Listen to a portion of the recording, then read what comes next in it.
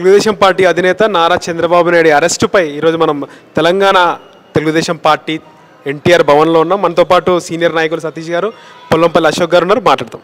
నమస్తే. ఈరోజు ఈ తెలుగుదేశం పార్టీ ఎన్టీఆర్ భవన్లో మన జాతీయ అధ్యక్షుడు నారా చంద్రబాబు నాయుడు గారి అక్రమ నిర్బంధానికి వ్యతిరేకంగా చేపట్టిన నిరసన దీక్ష కార్యక్రమానికి తెలుగుదేశం పార్టీ శ్రేణులందరూ కూడా, తెలంగాణలోని తెలుగుదేశం పార్టీ శ్రేణులందరూ కూడా పాల్గొనడం జరిగింది. ఎందుకంటే ముఖ్యంగా ఆ సైకో జగన్, ఎందుకంటే ఎందుకు సైకో అనాల్సి వస్తుంది అంటే, ఒక సైకో అనేటోడు క్షణికానందం పొందుతారు, అంటే శునకానందం. ఎందుకంటే ఏదో ఒకరోజు, ఎందుకంటే వాడు 16 నెలలు జైల్లో ఉన్నాడు కాబట్టి ఏ విధంగా అయినా నారా చంద్రబాబు నాయుడు గారిని ఒక్కరోజైనా కూడా జైల్లో పెట్టాలన్న ఆ దీంతో అక్రమ కేసులు బనాయించి ఆయన మీద లేనిపోని సెక్షన్లు, అంటే ఏవైతే సెక్షన్లు అసలు పెట్టడానికి కూడా అవకాశం లేని సెక్షన్లు కావాల్సుకొని పెట్టించి నిన్న చంద్రబాబు నాయుడు గారిని 48 గంటల పాటు ఇబ్బంది పెట్టి ఆ క్షణికానందం పొందిండు.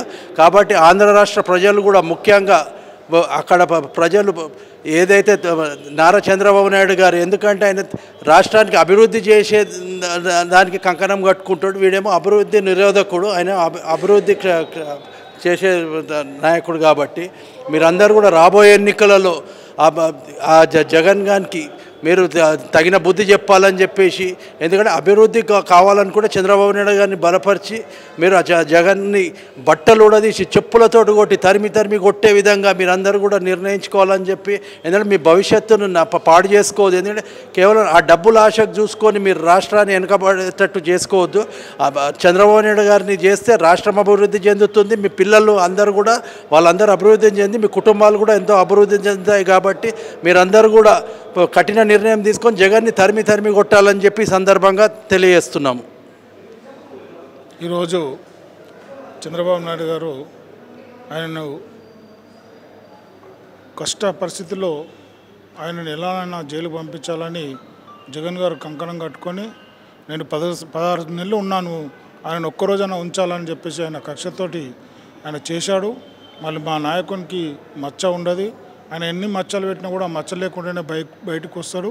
చంద్రబాబు నాయుడు గారు ఉమ్మడి ఆంధ్రప్రదేశ్ ఉన్నప్పుడు ఎన్ని అభివృద్ధులు చేశారో, ఈరోజు ఐటీ స్టూడెంట్స్ కానీ, మళ్ళీ ఉద్యోగస్తులు కానీ, మన ఉన్న గ్రామీణాల్లో అభివృద్ధి కానీ, రోడ్లు కానీ, హైటెక్ సిటీ బిల్డింగ్ కానీ, ఇవన్నీ కూడా డెవలప్ చేసుకుంటూ ముందుకు తీసుకొచ్చాడు. ఆయనను ప్రతిపక్షాలు కానీ, ఉన్న దేశంలో ఉన్న వరల్డ్ మొత్తం కూడా ఆయన మచ్చని నాయకుడుగా, ఆయన ఉన్న అభివృద్ధి, ఆయన ఉన్న నాలెడ్జ్ ఎవరికి లేదని చెప్పేసి ప్రతి ఒక్కరికి తెలుసు. కాబట్టి దాన్ని చంద్రబాబు నాయుడు గారు తప్పకుండా భగవంతునితో కోరుతున్నాము, మచ్చ లేకుండా బయటకు రావాల్సిందిగా కోరుచున్నాం.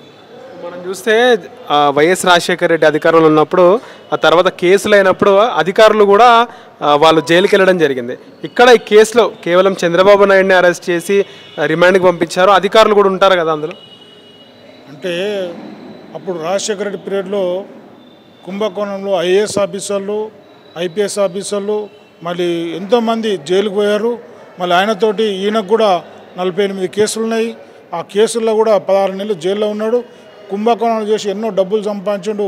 ఆ డబ్బులతో ప్రజలను కొంటామని అనుకుంటున్నా కానీ ప్రజలు ఎప్పుడు కూడా అమ్ముడుపోరు. ప్రజలు ముఖ్యంగా అభివృద్ధి చేస్తారు కానీ, అభివృద్ధి గురించి ఆలోచిస్తారు కానీ ఈ డబ్బుల గురించి ఆలోచించారు. రాబోయే ఎన్నికల్లో తప్పనిసరిగా మా ప్రభుత్వం వస్తుంది ఆంధ్రప్రదేశ్లో. మళ్ళీ ముఖ్యమంత్రిగా మా చంద్రబాబు నాయుడు అవుతాడు. అప్పుడు మేము చూస్తాం ఎవరు ఏం చేశారో అనేది కూడా తెలుస్తుంది. అప్పుడు మా బాబు గారు యొక్క ఆదేశాల ప్రకారం ఆ వైసీపీ నాయకులు ఎక్కడ కూడా ఉండరు, కనుమరుమై వెళ్ళిపోతారని చెప్పేసి కోరుచున్నాం. గుంటూరులో వాళ్ళు ఏదైతే బంద్ పాటిస్తున్నారో దానికి సంబంధించి గుంటూరులో మేయర్ కానీ ఆ ఎమ్మెల్యే కానీ వచ్చి మళ్ళీ షాపులు ఓపెన్ చేయిస్తున్నారు, ఏమంటారు? ఇది ఏంటంటే ప్రజలను ఏదో భయపెట్టించి వాళ్ళని ఇది చేయాలంటే కూడా కుదరదు.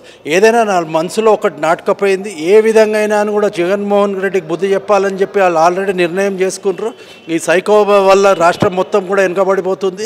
ఎందుకంటే అటు అమరావతి రాజధాని లేకుండా చేసేసారు, అసలు ఆ రాష్ట్రానికి రాజధాని అని చెప్పుకోలేని పరిస్థితిలో ఆ రాష్ట్ర ప్రజలు ఉన్నారు. కాబట్టి తప్పకుండా వాళ్ళు తగిన విధంగా బుద్ధి చెప్తారు. ఎందుకంటే ఎంతమంది నాయకులు వచ్చినా కూడా ఏదో ఇప్పుడు వాళ్ళు అధికారంలో ఉన్నారు కాబట్టి భయపడి వాళ్ళు ఇది చేస్తారు తప్పించి, సమయం వచ్చినప్పుడు మాత్రం వాళ్ళని బట్టలిప్పి చెప్పులతో కొట్టి తరిమి పంపిస్తారని చెప్పేసి ఈ సందర్భంగా తెలియజేస్తున్నాము.